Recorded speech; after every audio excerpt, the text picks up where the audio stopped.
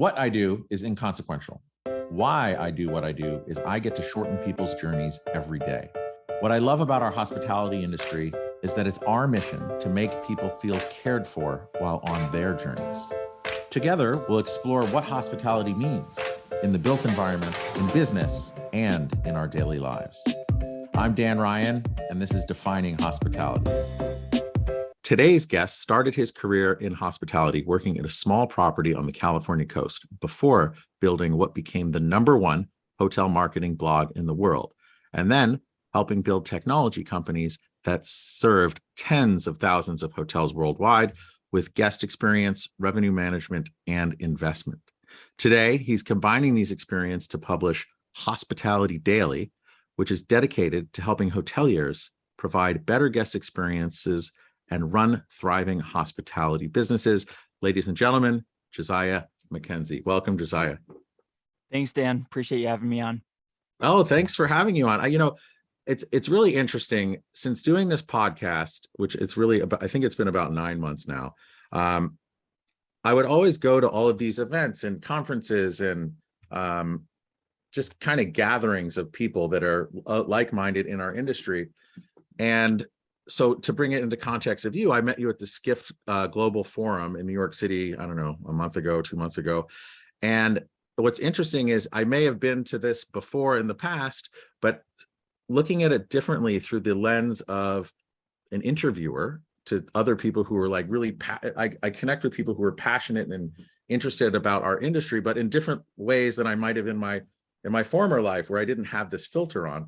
And I just remember standing there meeting with you. I think Andrew Benioff introduced us from Independent Lodging Congress, and you had started Hospitality Daily. And I don't know, your energy you just gave off and the passion was just so clear and exciting. Why don't you just tell our guests a little bit about what hospitality is all about and why you're so passionate about it? Yeah, well, it was awesome to meet you at that event, Dan, and I think Rafat and the Skift team did an amazing job putting that event together. I think what excites me most about hospitality is, the time has never been better to work in this industry. I sort of fell in love with hospitality, as you mentioned, working on a very small property on the California coast, and since then have seen the industry and worked with people across the industry from many different levels and perspectives. And I think hospitality at its core is really a gift, right? It's a feeling of being safe, of being free, of being inspired. And of course, that is something that we can both experience and provide in our personal lives, but it's something that there's a business around this. And I think this is, a fantastic opportunity, whether you're working on a property, if you're working at a brand, if you're working at an investment company, to think about what are those environments that we can provide that sort of feeling to people, right? And the world needs this, I believe more than ever. And what's really cool is for a number of factors, and maybe we'll get into this in our conversation, the opportunities for people working in and around this industry have never been higher. And so what personally excites me is the opportunity to listen and learn from people that are doing interesting things in the space, to tell their stories, to get more coverage. And that's really what I'm doing with Hospitality Daily, is looking for stories of great operators and sharing that out in hopes of inspiring other people to provide that either in a professional context or to take some element of that and think about providing that to their friends and family and people around them in their personal lives. I love it. And the content you're creating is awesome. And just to kind of thread this all together, in doing all of these conversations, for instance, I was talking to Aaron Richter, who works over at Equinox for the hotels and the health clubs as well. And you had just published an article basically stating what you just stated, that it's never been a better time to start working or investing in hospitality. And that came out just before I think I was interviewing him. And I said to him, hey, I just read this by Josiah.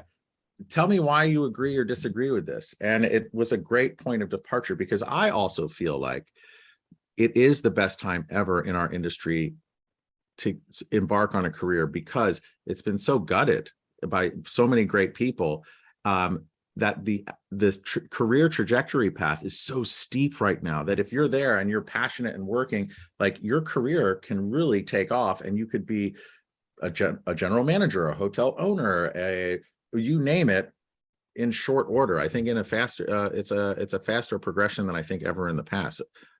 How did you come up with that title, and like, what did you see that made you that made that resonate with you? Yeah. So I was writing about things that I had heard at both the Skift event that you and I were at, and then at the NYU Hospitality Investment Conference that took place a few weeks ago. And so I think for our listeners, don't take it from me. I was writing about what bankers and investors and owners were saying they were seeing from an investment perspective, and kind of looking at some of the macro factors that are at play here, and looking at obviously the surge in consumers wanting to travel. That's been talked about before, but with more international travel coming online, with more business travel coming online, the demand picture is looking very promising.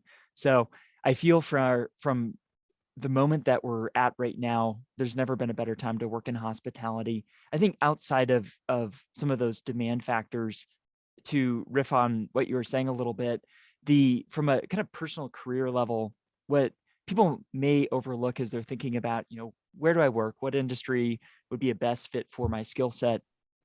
The types of jobs that you can have in hospitality are very diverse. And I think some people may overlook this. A consistent theme in conversations I've had with hoteliers in terms of what has drawn them to the industry is often a desire to serve people, a desire to meet people from all walks of life, from around the world. And I think that is fundamental to hospitality providers, right? There's something magical about that. What's also true is hospitality more broadly is one of the more interesting consumer businesses in terms of what is sort of going on in the consumer psyche, in terms of what brand experiences will be attractive.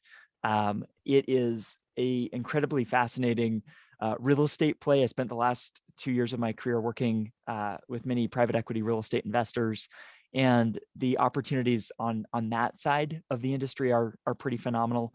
And then within technology, hospitality has, well, this isn't true for every single brand, but for many hotels, it's been somewhat of a laggard in terms of technology adoption. And so there's a massive opportunity for true innovators to think about, how do we combine some of the spirit of providing hospitality with some of the new data sets and technology that's available that increases the consumer experience, makes these businesses more productive, and ultimately makes the teams and associates that work on properties happier and more productive. So all that to say, I think there's an incredibly diverse range of career opportunities for people in hospitality, and I want more people to know about that.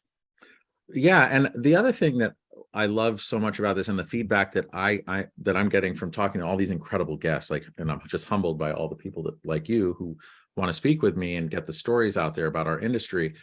It's that no matter what you wind up doing, whether you build a career in hospitality or go on to something else, whatever you learn about serving people, interacting with people, making other people feel, it's all about empathy, and it's all about making others feel a certain way, which I think is transferable to any industry you could ever imagine.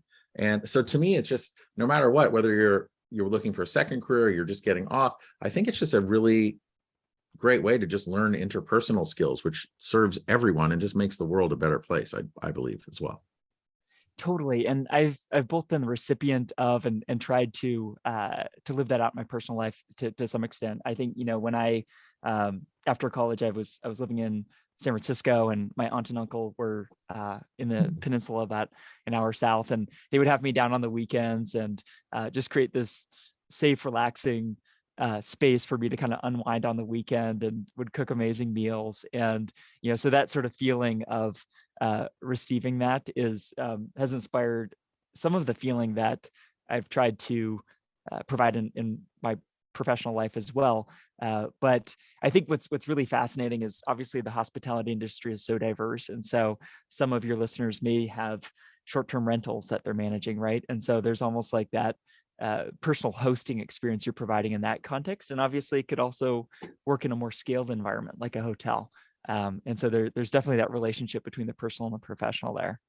And I think like just in the brief interactions that we've had together, and again, tapping into that passion that we both have for this industry, whereas like I'm not an expert in hotels, I'm not an expert in hotel management at all. I'd say I'm an expert in custom furniture fabrication and delivery for whatever a hotel is going to need. But when I think about you being an expert for hotel marketing and that success that you had on your on the blog that you developed originally, I think that what we both are, and like so many other people in our tribe, it's really, we're fans of hospitality. Like we know when we see and experience good hospitality, and I find it inspiring and restorative and recharging. And I think like to what you said earlier of really being a storyteller of other people who are just experts in this field and getting their stories out, that's really exciting. So how did you figure out on your career journey from working in the small hotel on the California coast to where you are now? Like, where did you see that you had this passion for acting as a megaphone at getting other people's stories out and sharing that with the world? Yeah, well, I think there's a really strong tradition of sort of apprenticeship in hospitality, and in some countries that has a very formal way of going about that.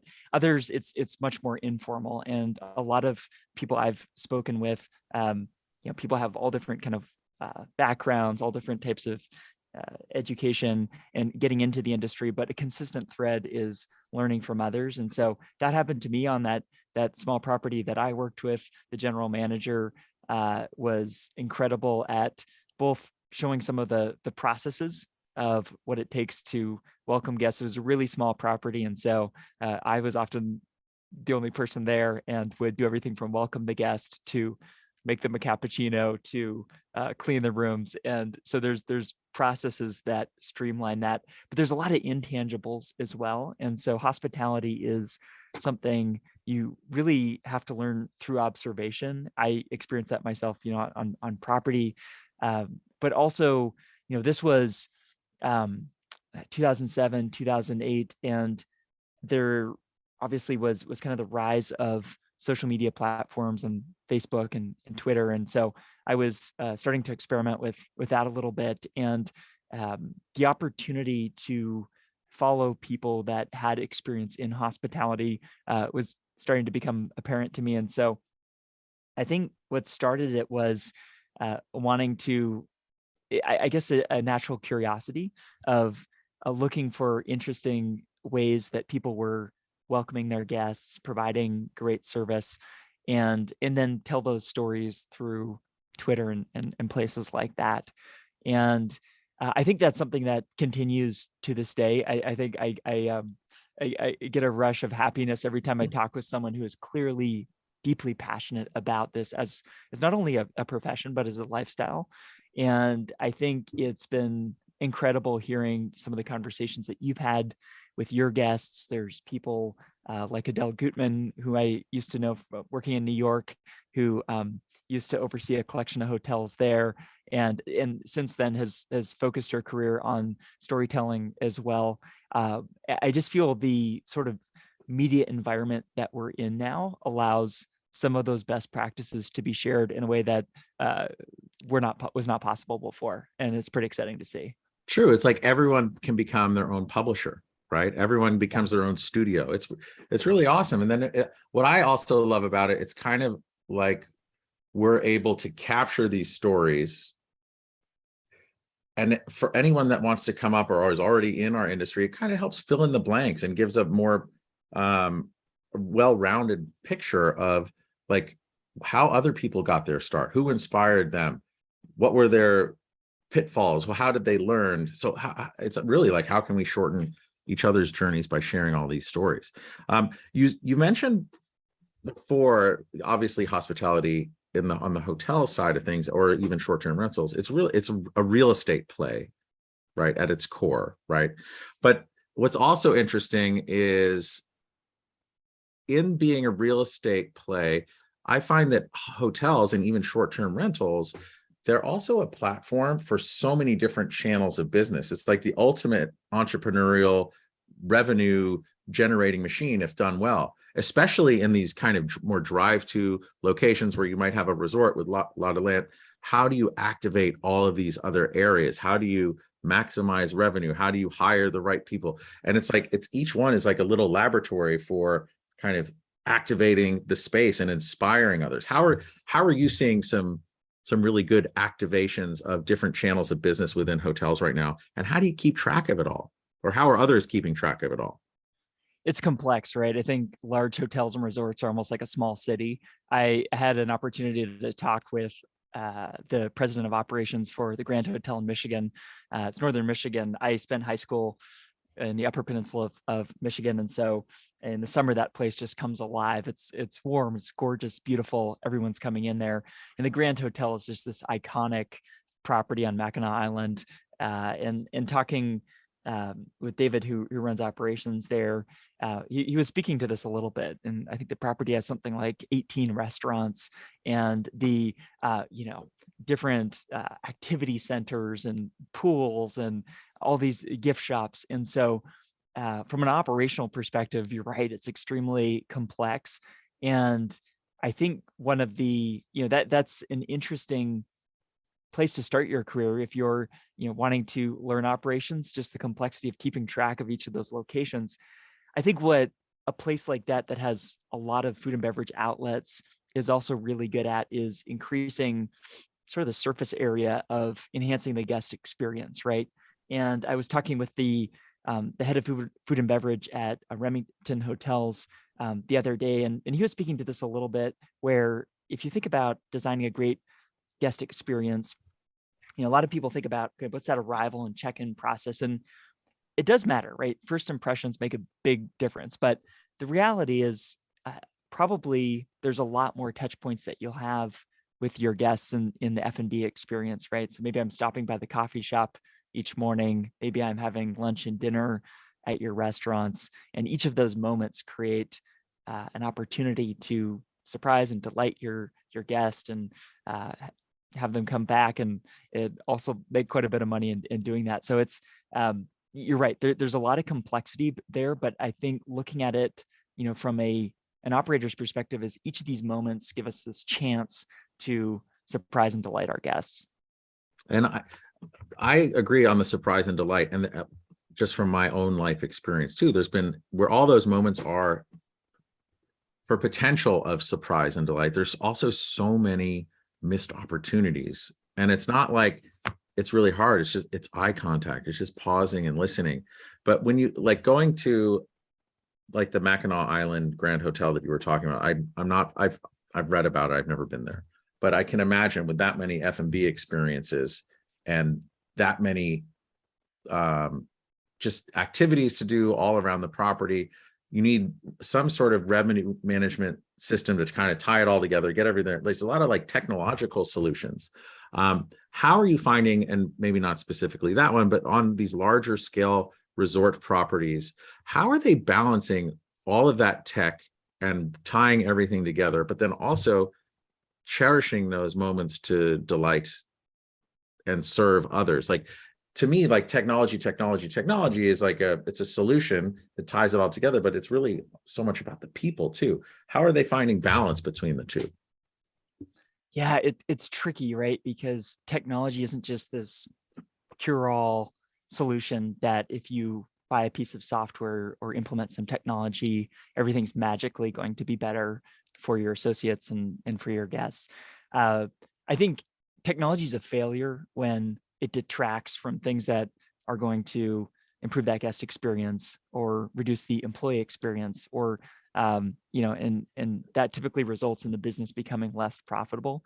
So if you have a very complex solution that your team doesn't understand, and they're heads down at at the check-in area and are not able to make that eye contact with your guests. You're so distracted by that. It's not doing its job, right? Great technology should free your teams. And fortunately, there's many good technology providers out there, but I think hoteliers that are thinking about implementing technology really need to pay attention to that user experience, to think about how are we going to train our teams to do those reference checks with other hoteliers that have had similar experiences. I was really curious about this. We have one of the biggest hotel technology trade shows coming up next week, and I surveyed 100 plus hoteliers and asked what their experience has been.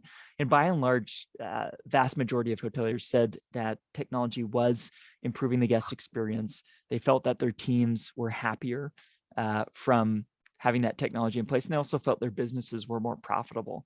So there's positive, I guess, indications that technology helps. But again, it's not a cure-all solution. And there is a pretty wide variance in terms of how effective these various solutions are. So in one of our other conversations or interactions, you said something that really resonated with me, because at the beginning of the pandemic, I was on a call with Horst Schulze, who was like the founder of Ritz-Carlton, or not the founder. Was he the founder? I think he was the founder of Ritz-Carlton. I don't remember what his title was. He's a big deal in our industry, but he said to me that, this is really, as we come out of this pandemic and everything normalizes, it's the age of independent hotels or boutique hotels. We're entering this. So that was his statement. You said recently that really you feel that we are entering the age of operators, right? So I feel like for the independent hotels, you're so tied into your local environment. If done well, you have to operate well. And maybe there's some overlap between age of operator, age of independent hotels. What do you mean by it is the age of operators now?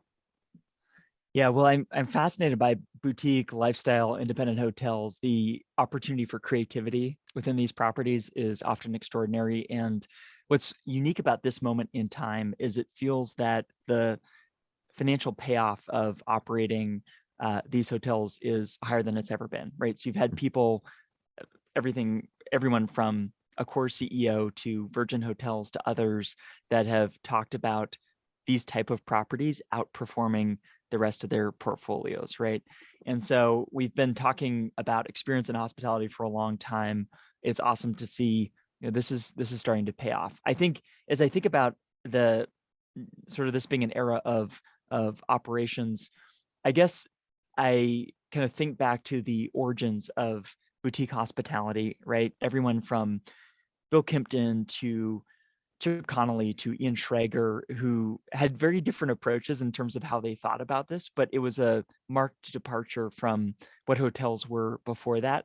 Either commodities or, there was the emergence of some luxury brands that were starting, but these lifestyle hotels were designed to to connect more deeply with people that, lived a certain lifestyle or cared about different things. So there's a much broader array of architecture, of design, of service standards. And so that really shook up the industry.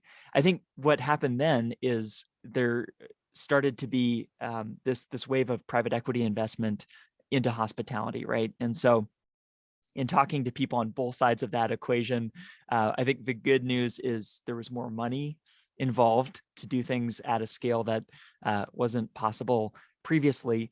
But in some cases, some of those private equity investors overlook some of the core elements of what makes hospitality not only special, but profitable over time. And how do you build an enduring brand that isn't just you're squeezing every cost out of the equation and you're going to pay for that down the line, right? I think what we've seen over the past decade or so is the emergence of a number of factors that have really changed the game. Obviously, the last couple of years with the pandemic has been talked about extensively, so we don't need to go into much more detail there. But I think more broadly, there's more data available than ever before, right? So going back to 2008, 2009, when I got started in some of this, obviously there was the rise of social platforms. I saw the power dynamic change dramatically from just being a one-way, we're a business, our clients need to operate on our terms, to now you had a feedback loop where any of these guests who have either a very positive experience or a negative one then have a microphone that could reach millions of people, right? And so it really heightened the bar in terms of transparency. You can't just take a negative comment card and throw it in the trash bin, right? This stuff is online and guests had power. And that translated into real financial benefits, or I should say consequences for these hotels, right? So I spent 6.5 years helping build a company that was aggregating all of this online guest feedback, and had a chance to see this at scale, where the hotels that were earning these positive reviews had more demand. They were able to charge more for their rooms. And so, perhaps more than ever before, there was this direct relationship between the guest experience and revenue performance, right? And so that's just an example of one data set and kind of one of these massive changes that's affected the industry. I think if we look at areas like pricing, there's technology platforms out there that will ingest a tremendous amount of disparate data to understand how much demand is out there and how do you best capitalize on that. And so I think if you connect the threads between all of these, obviously guest experience is more important than ever. The use of smart technology across pricing, across marketing, across operations. The operators of hotels have more visibility into what is going on at their properties than they've ever had. And so when I kind of talk about the rise of operations, it's partially driven by that, but also partially informed by the last 2 years working around a lot of private equity investors, where if you look across the various types of commercial real estate investment, hospitality is one of, if not the biggest area where operations is the key to unlocking value, right? And so if you get in there, you're really smart about all these different things that we've talked about. Hospitality is fundamentally an operating business. And, that means providing great guest experience, doing a great job building a culture with your team. And so I firmly believe we're going to see this era of great operators really succeed financially in the years ahead. Well, it's also interesting because, when I hear you say lifestyle boutique independent, there's really no definition for exactly what any of that is, but we all kind of like know it when we see it, right? It's one of those things. And then I think to hear what you're saying as I'm kind of processing it, with all the data, all the analytics in this space of boutique independent lifestyle, it allows a well-run independent property to be more adaptable than maybe some of the bigger brands, so to speak, right? So that you can really almost squeeze every ounce out of that lemon and add sugar and make lemonade. I didn't want to, yeah, so we're making a ton of lemonade, but it just seems like if done well, not only are you able to be more nimble and aggregate it all, like you said, you're also more profitable, and investors like that. So I know on the independent boutique lifestyle, the returns tend to be, if well run, higher than an average branded flagged hotel. Exactly, because there's more opportunity to create an exceptional experience that is just, you can't get elsewhere, right? And there's always going to be someone that will pay an exceptional amount of money to experience that. I think, love or hate them, Airbnb has been an interesting case study in terms of that. And I think Brian Chesky the other day just announced a massive amount of money that they're giving away to people providing over-the-top designs, right? And they know for that top tier of exceptionally designed properties, people will pay exceptional amounts of money to stay there. And so I think whether you're in that aspect of hospitality or not, there's equivalence there, right? So and design matters so much. That's what I've always seen, and people pay for it, from Apple to Nike to Equinox. Actually, talking to Aaron Richter from Equinox the other day, and I haven't done the research yet, but he said there's actually an index that tracks design forward publicly traded companies. And that usually, I think, and I want to do the research, so I'm speaking from not knowing anything, but apparently those companies in that index outperform the market at large, typically because design is really about problem solving and connecting to a community and creating a culture and a brand. It kind of, design is that kind of ether that ties everything together and drives higher returns. 100%. And I think this is where the details really, really matter. And, so if you think about something as specific as the furniture or a chair in the room, right? Instead of viewing this as a commodity, it could be an opportunity to, in a small way perhaps, but create a differentiated experience, right? And so I think that's what's cool about your business, and what you're able to help hotels think about is look at everything in the room on your property as a way to stand out. I think I've seen this across the board in many different types of product. So, one experience early in my career that stood out to me was I got to know a guy in Istanbul, Tunsil Toprak, who has he created this very small lifestyle hotel in a former office of Ogilvy in the 1960s. So this is an old ad agency he converted into a hyper local representation of all the best parts of Istanbul. So everything from the flooring to the furniture to the bedding was all local designers and architects. And it was just an absolutely phenomenal experience. But you see it in a more scale perspective as well. I've known and worked with the team at Citizen M for years. And I think you walk into one of their properties, they have a very clear vision for what their experience will be. And I think they've described it as taking the bus to one of their properties and then going out for a Michelin star meal, right? And so you have this the guest so well, it's going to stand out to them. And I think things like furniture or design aspects play a big role in this. And I think, going back to the idea of hotels and even short-term rentals being a real estate play, there's also, that's on one side. On the other side, it's really an experience. And I think the ones that are really successful on the experience side and building a brand, it all goes back to the Kimptons, the Schregers, the Connollys, the Sternlicks, and countless others where, okay, yes, this is a real estate play. I get it. There has to be a ROI and a P&L, and like this has to make sense. But how do we turn the volume to 11 on design and experience, create a brand that then it's almost like an afterburner of creating more value and unlocking tremendous value for just investors, neighborhoods, communities, and cities. Exactly, because again, going back to the dynamic that we're in right now, a lot of demand is driven by reviews, whether that is guest reviews or journalists writing up your property, right? And that's going to be driven by that guest experience. So if you have enough people saying really positive things about your property, people will want to spend more to stay there and to experience that for themselves. Yeah. And I tend to find that the projects I work on in my world tend to be the ones that are not just the pure real estate play, because there it's all dollars and cents, right? It's like, okay, I need to get a 15 or 20% return for my investors, blah, blah, blah, like cut everything and let's just manage to the pro forma. The other ones are like, you know what?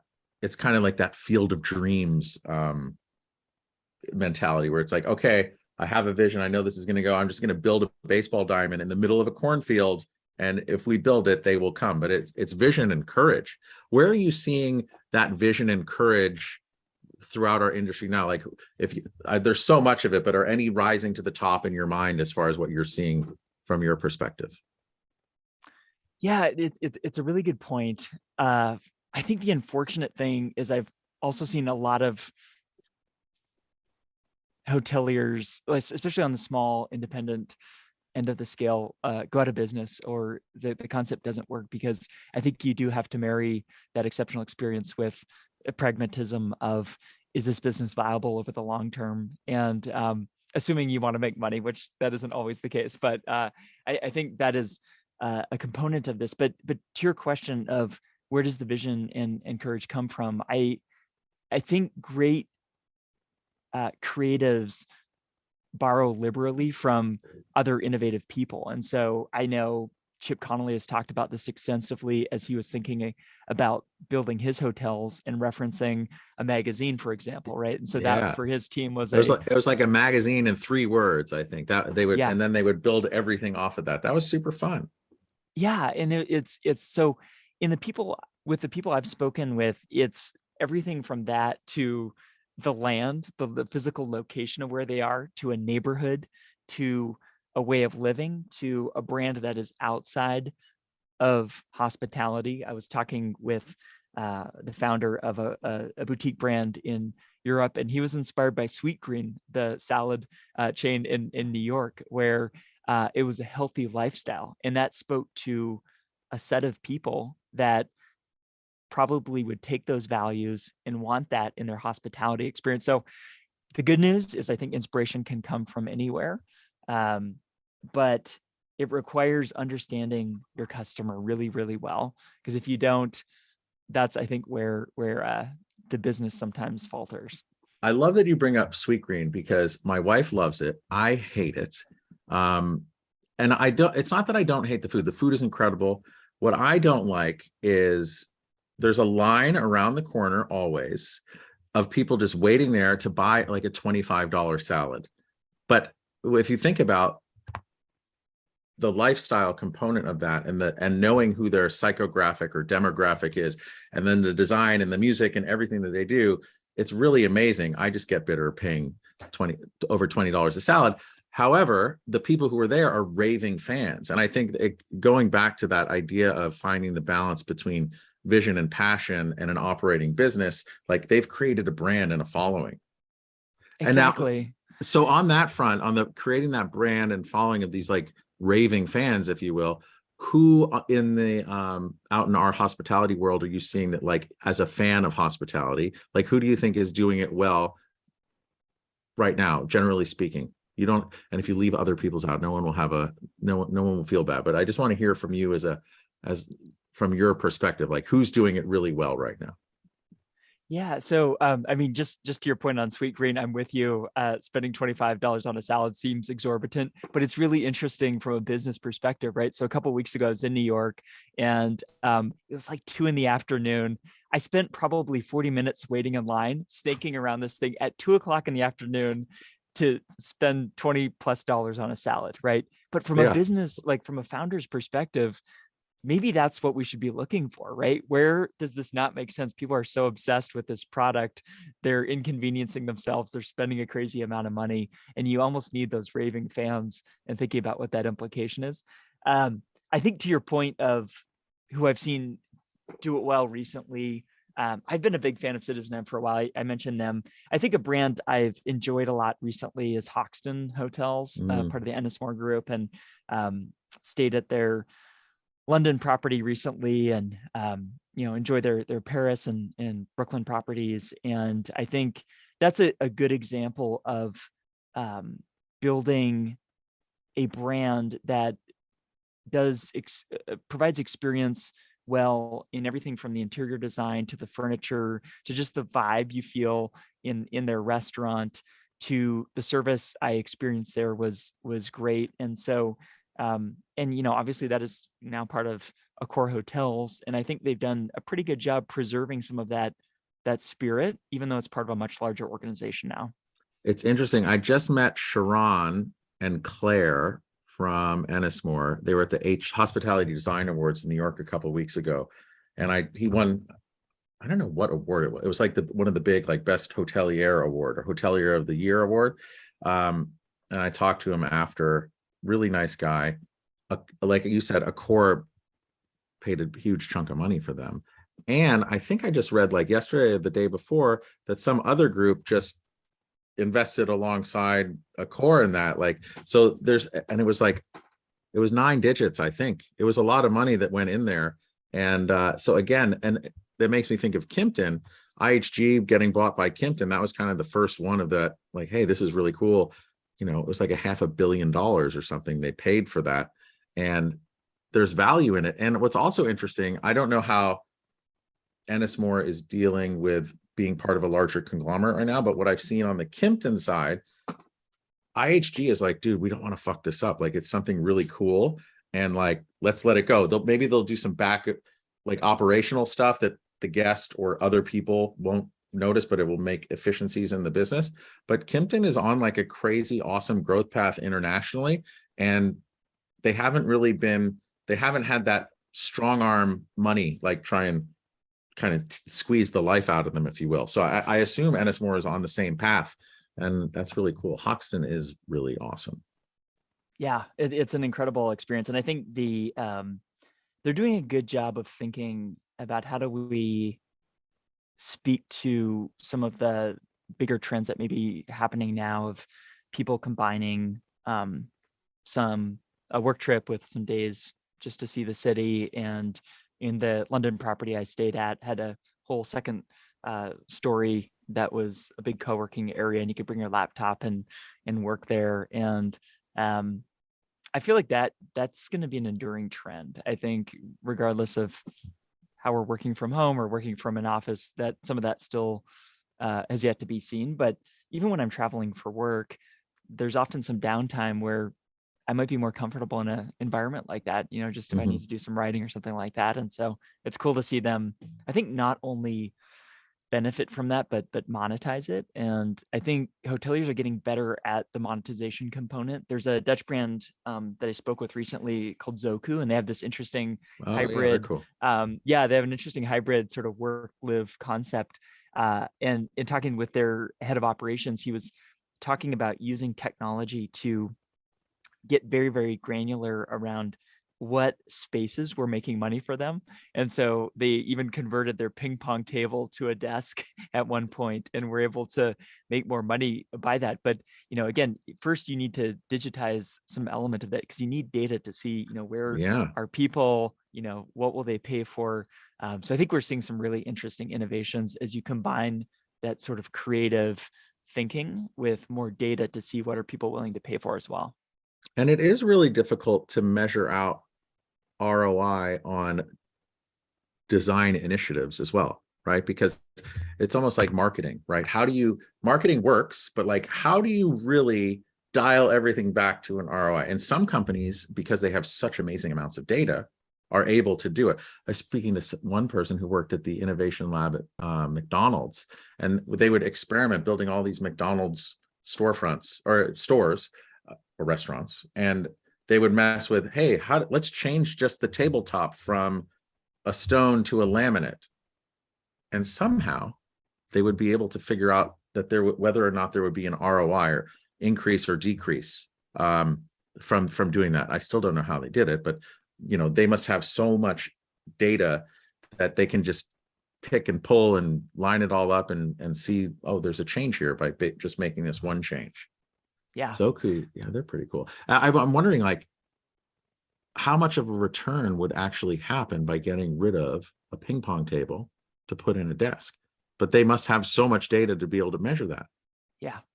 Yeah, they do, and I haven't seen the exact numbers behind it, but I'm just hearing story after story of hoteliers that are having visibility into things like that used to just be a feeling and a guess that if we did this, we'd make more money. But it's becoming a lot more scientific. And so I think maybe people listening to this that are more attracted to that analytical, way of thinking, way of running a business, there's a whole set of careers I think that will be built around that. And there already is, but I've seen this change a lot even over the past couple of years.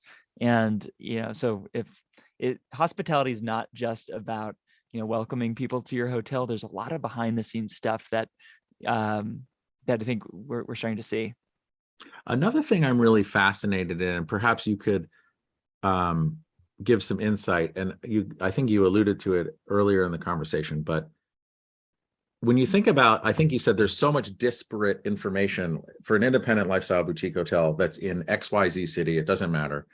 There's so much information about like sporting events, musical events, high school events, this, you name it, that they're able to take all of that information, put it into a machine, it mixes it all up, and it can come up with these pricing algorithms that it's almost like stay on target, and then it'll wait till the last minute. Some band is playing, let's charge $200 more a night a room or something like that, and people gobble it up, and makes the hotel more profitable. How do they take all that, like, how do they identify what all that information is, generally speaking?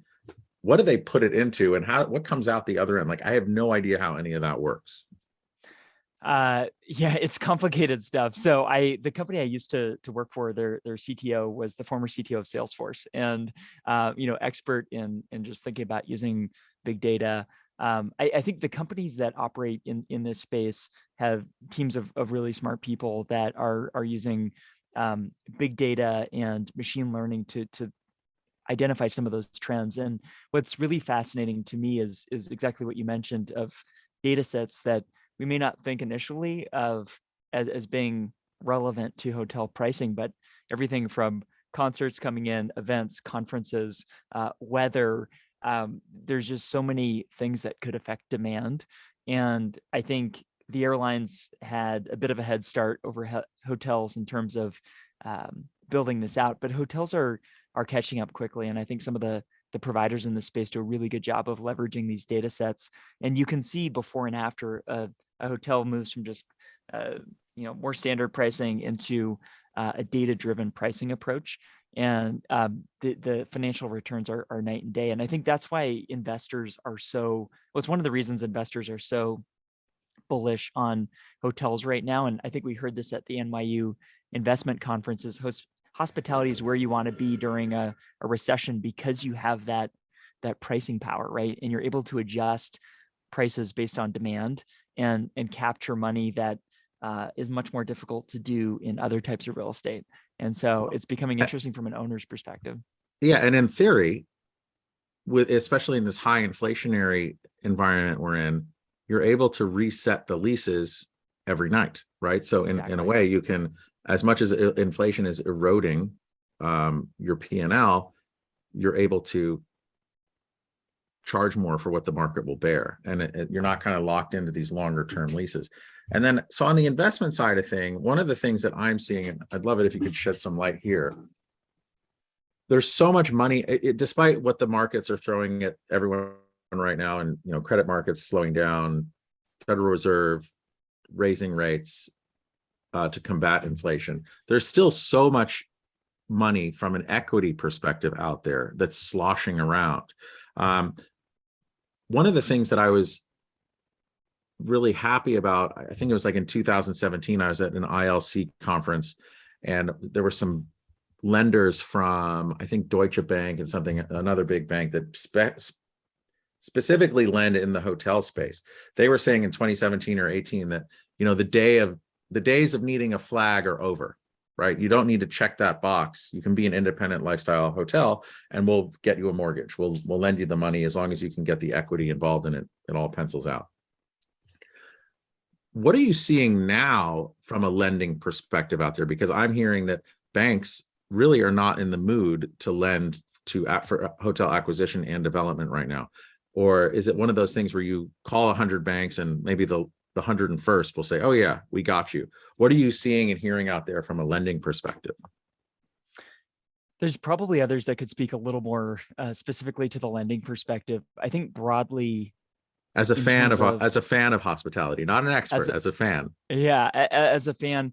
And I've had some conversations with this. I think what we're seeing broadly with investors is a flight to safety and a flight to real assets, and hospitality presents a really unique opportunity here. I think there's so much money, as you mentioned, sloshing around out there that maybe in the years over the last couple of years has been really pursuing high growth opportunities, whether it's venture or crypto or some of these areas where they were receiving phenomenal returns. But now that the environment is different because of the factors that you pointed out, real estate, it becomes very attractive, and the type of real estate that you can reprice daily, hospitality is the most attractive. And so I think everything that we were hearing at this recent investment conference from bankers to investors was that we want to be investing more in hospitality. And I think we were hearing that on the lender side as well. So the environment changes quickly, but I think on a high level, that's what I'm hearing. Yeah, I hope that continues, because as we're, you know, there's talk of recession or whatever that's coming out. But at the Skift conference, I was really taken by something. I believe I think Arash from Highgate was up on stage, and he said, "Look, we can't tell the future whether there's going to be a recession or a depression or whatever, what monetary policy is going to be. But what we are seeing is that there's still so much pent up demand on travel that no matter what the world's throwing at us, people are still going to want to go travel." And he's not saying that there won't be a recession in travel, but like by all indications, you know, through Q4, we can't see really past that. We don't see any kind of headwinds or recession on the travel side. And it's amazing when you think about it, because Fortune 500 companies really haven't turned on the spigot for their company travel. It's mostly business, leisure, whatever all the buzzwords going around, and families. Another thing that I was taken from that Skiff conference where we were is they were, I don't remember who said this, but this summer, as guests are traveling, they're going to become more discerning. And whereas last summer they were paying a lot for hotels, this summer they're going to be like, okay, I'm paying a lot for hotel. Pandemic's kind of we're on the leeward side of it. Why is my room so shitty? Like, why is everything threadbare and nasty and dirty? And I think that hopefully will drive a wave of capital expenditures to just get everything up to what guest expectations are demanding. And, you know, you've said, I don't know how many times you've said guest experience or guest expectations in this conversation, but like, to me, that's a huge swing onto the, like, a need for innovation and refreshing within hospitality. What are you seeing there? I feel a few, some of the CFOs of some of the largest brands in the world were speaking to this recently, and they were saying that the owners that are making these capital investments into their properties and making real significant upgrades were the ones that are seeing the highest financial returns from that, right? So it's not just a fresh coat of paint, but thinking maybe about furniture upgrades or other aspects of their property that really need to be refreshed. And so I think that's what we're hearing from the money people. It just makes sense, because to your point, if I'm paying 2 to 3 times for the same hotel that I was paying a year ago, it's the same hotel experience, right? And the general equation in earning positive reviews is it's this gap between what I'm paying and what my experience is.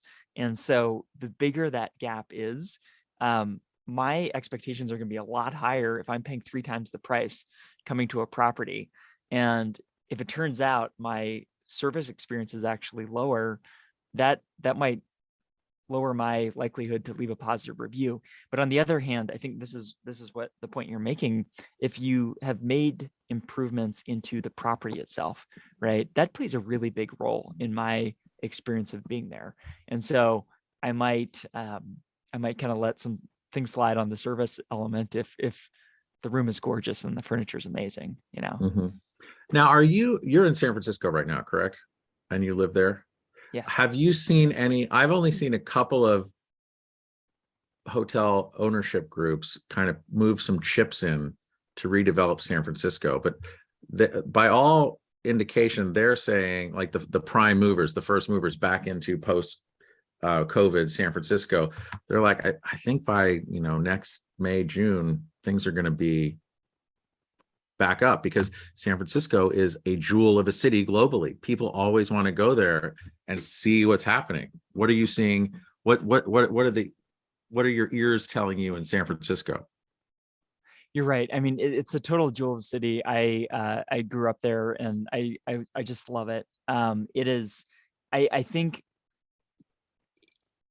there still is a lot of room for improvement in terms of travelers visiting the city. I feel like we've been somewhat restricted as a country in terms of encouraging inbound international travel. But that's starting to open up. And I think even over the past couple of weeks, there's been developments there.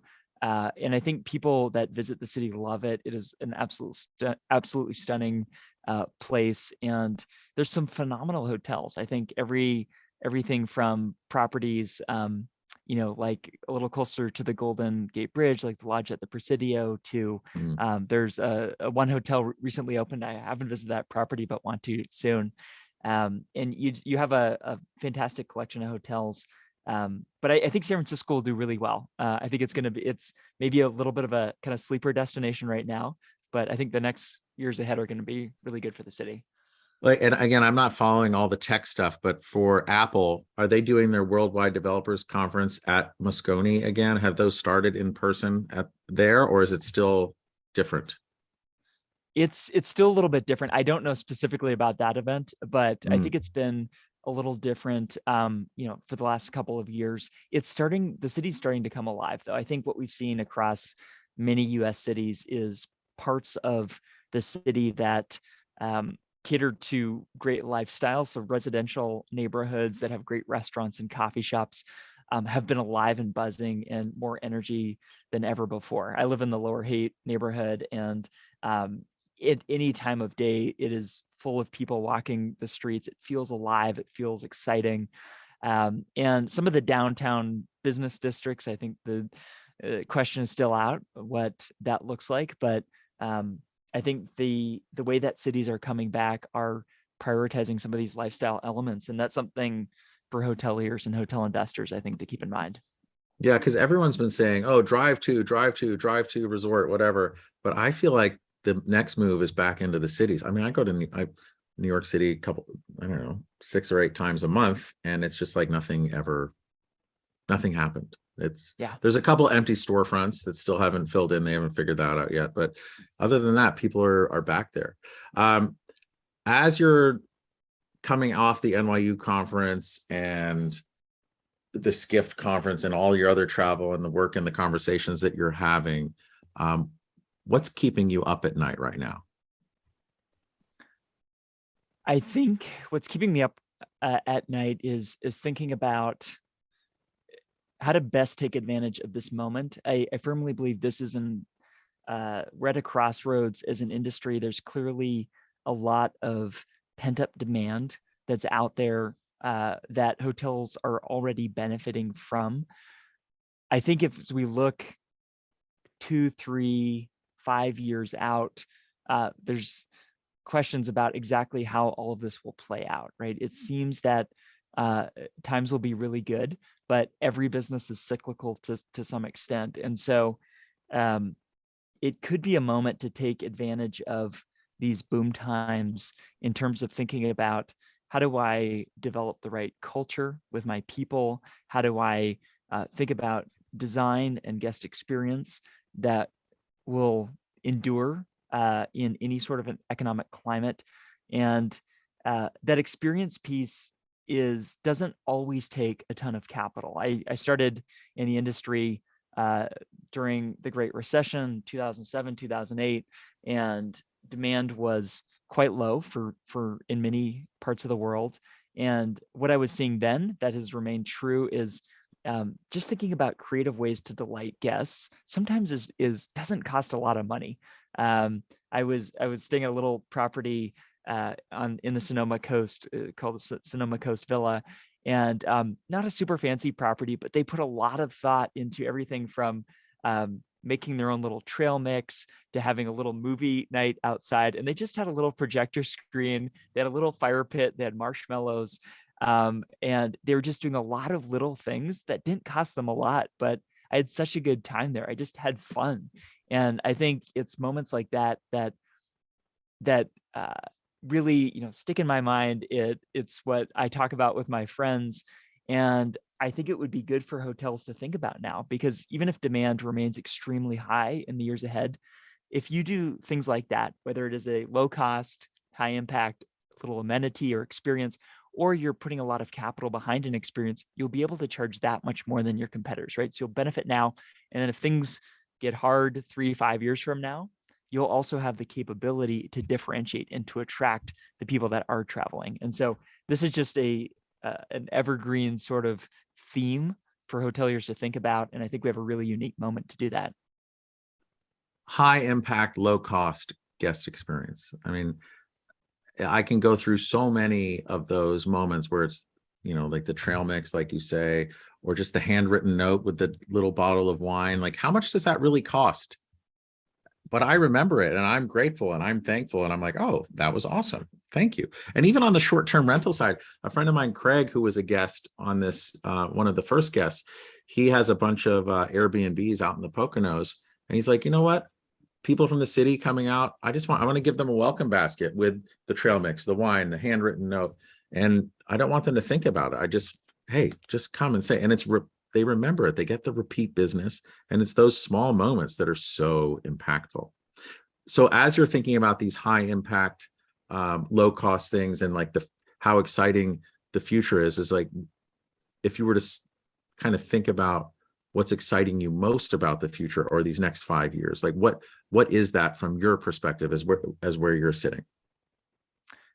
Yeah, I sort of feel like there's this Cambrian explosion of creativity and hospitality right now. You have, as you mentioned, on the short-term rental front, over the past years, we've seen so much innovation there in terms of these sort of micro operators thinking about how do I provide hospitality in that context.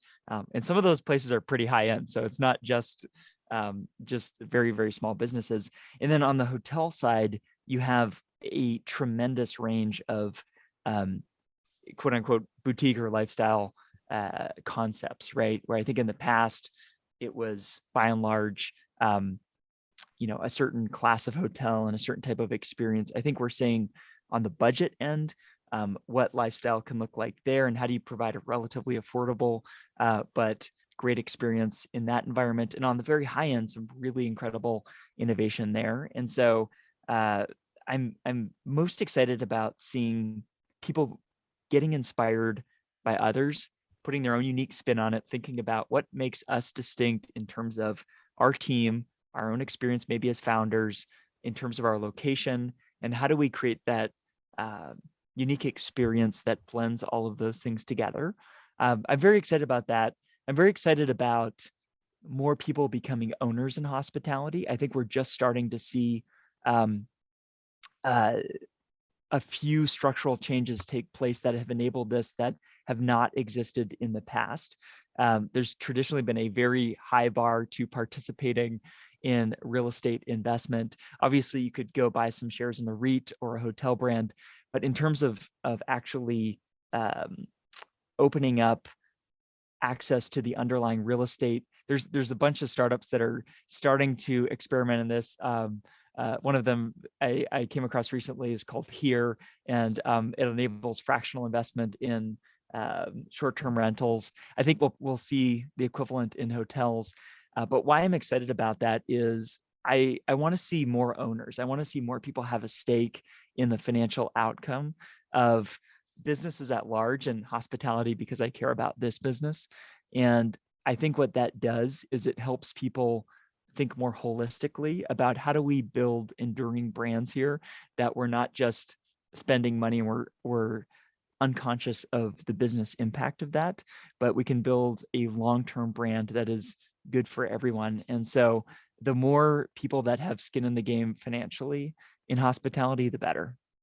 Yeah, I think this whole crowdfunding, we're at a very nascent stage, and it's really like a democratization of investments. And I had a conversation, I think last week or 2 weeks ago, with someone, and it was basically, we started talking about this idea of being an accredited investor. And okay, well, that's great because you want to protect the investors that are in the know. They have to have a net worth over this or make over this amount of money. I feel like it really, on the other side of the coin, it limits so many people who might want to try investing in real tangible assets, and you're kind of like leaving them out of the ownership, of the drive to ownership, where everyone should be an owner in something. Exactly right. And we'll see changes there in the years ahead. I'm very sure of it, because the reality is anyone can put money in highly speculative investments, whether it's crypto or something else, that are arguably much more risky than real estate. And so I think legislation sometimes takes a while to catch up with the realities of what's happening in our economy, but we'll get there. I think we're starting to see signs of that, and I'm very excited by that.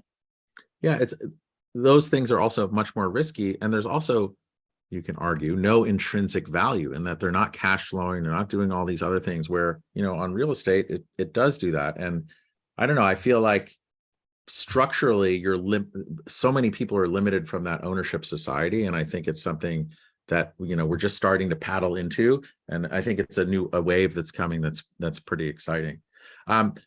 Josiah, if I'm a hotel operator, in the independent boutique lifestyle space, why should I read Hospitality Daily every day? Great question. So I do my best to hunt for the very best stories of people that are coming up with creative ways to not only provide great hospitality as a professional or as an operator in the space, but to come up with creative ways to delight guests. And there's so many incredible people in this industry that think about this constantly, that are really inspired to not only provide their guests with that, but to share what they've learned with the industry at large. And I think that is what is really special and unique about hospitality. Some industries hold all their cards kind of close to the vest. Hospitality, in my experience, has been a very open, let's share best practices, let's share what's working for us. And so I talk to people that, get as specific as, here's how I use my morning commute to get the right state of mind to serve my guests, to here's an amenity that I found works really well. And so what I'm doing is providing a quick email each day with just one little idea to try to become better at providing hospitality. Great. And we'll put that in the show notes. So if you do want to sign up for the newsletter, it's great. I mean, I really enjoy reading them as well. From all of your daily newsletters that are going out, has there been one that had like the biggest reach? Which one resonated the most with readers, and why do you think that is? Yeah, over the past year, so I kind of geek out on the analytics. The past year, the one that got the most impact is actually something I posted just a few days ago, and it was that Zoku brand, that Dutch brand that I mentioned. And I think it was just a little short story of this this person and this company that was coming up with creative ways to monetize this really cool brand. I think if I had to guess, it would be it hit a nerve, because there's a lot of cool design concepts in hospitality. And sometimes there's this question mark either for the operator or for their investors, the owners, is this going to make money for us? And here was a brand that had a really cool concept, but was making a ton of money doing it. And so I think that connection from cool brand to it makes a lot of money is hitting a nerve with people. And so I'll look to tell more of those stories. Great. Yeah, everyone sign up. It's been really fun to read. And I don't know, it's just like, it's a refreshing new perspective from my experience. And it's also giving me, I love it because you're giving me prompts of questions to ask people too. So thank you for letting me, I call it R&D, rip off and duplicate from you. Thank you for the inspiration. Thank you. I'm constantly inspired by people in the industry. And I think what's been really interesting for me recently is the amount of conversation that happens on LinkedIn, which is, may or may not surprise the people listening to this, but, some people initially looked at LinkedIn as maybe just a site you pull up when you're looking for a job. But of all the places, I'm finding the best conversations are happening on LinkedIn right now. People are sharing ideas. They're, just interacting on a level that's pretty awesome. And so it's been a lot of fun. Yeah, I've really loved LinkedIn over the past couple of years. It's been great. I want to go back to how old were you when you were working at that hotel down somewhere near Daly City or Pacifica on the coast there in the cold fog? How old were you? Early 20s. I was just getting started. Okay, so I always ask this question of people, but like the Josiah that I'm speaking to right now, if you could teleport back to that younger version of you where you're making beds, checking people in, pouring drinks, doing everything, the chef, the cook, and the bottle washer or something like that. You're doing all of the above. What advice does the Josiah of today give your younger self? I love the question. It would be to enjoy the moment. I think something I struggle with is always future tripping and kind of thinking about what's next. And I look back at that experience with very fond memories. It was it defined how I got started. It kind of set me on a course that, before I had that experience, I don't know if I would have imagined. And so I think that's something that I strive to do. It's something I would tell my younger self. I probably need to tell myself now is enjoy the process, right? That's where you get the most joy and meaning. Yeah, the journey is the destination, as they say, right? Exactly. Okay, so if people want to reach out, I know we'll put the newsletter link in the show notes, but like, how can people find you if they would like to? LinkedIn's probably best. Great. Just find me on LinkedIn, and love connecting with people there. Great. And we'll put that in the show notes as well. Hey, Josiah, I just want to say thank you for your time. It's been so great just meeting you at Skift a couple of weeks ago and our couple of correspondences and interactions. I look forward to continuing to speak with you and share the delights of our industry. So thank you. Thanks for having me. This has been a ton of fun. Awesome. And also, as much as I'm thanking you, I want to thank our guests. We keep growing every single week. It's awesome. And without you, I wouldn't be doing this and our guests wouldn't be coming on. And just thank you for letting us share our stories of our awesome industry. And as we try and corral some kind of a definition of whatever hospitality is. So if it did change your thinking on what hospitality is, please, it's all word of mouth. So please share it with a friend. And we look forward to hearing you next time. Thank you, everyone.